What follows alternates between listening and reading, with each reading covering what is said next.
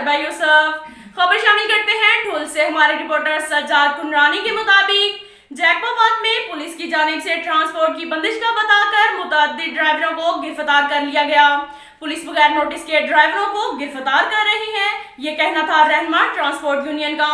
मौसमी वबा के फैलने के खदशात के पेश नजर कार्रवाई की है।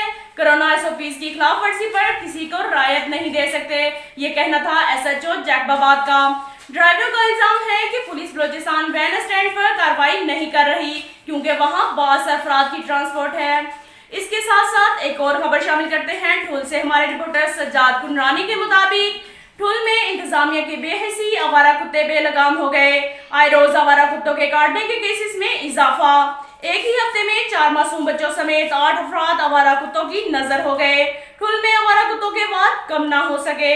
ठुल के 2 मुख्तलिफ देहातों मुबारकपुर और बाहुखोसों में आवारा कुत्तों ने 2 मासूम बच्चों समेत 3 अफराद को काट कर जख्मी कर दिया। तहसील ठुल में एक ही हफ्ते में आवारा कुत्तों के काटने के केसेस की तादाद 8 हो गई। ठुल के THQ अस्पताल में वैक्सीन गायब। इंतजामिया की नाकिस कारकर्दगी पर अवाम परेशान। जख्मी होने वाले मुतासर अफराद को तिबी अमदाद देने के लिए जैकबाबाद मुंतकिल कर दिया गया। अब तक के लिए इतना ही काफी है। मिलते हैं अगले बुलेटिन में, हमारे साथ रहिएगा। अल्लाह हाफिज।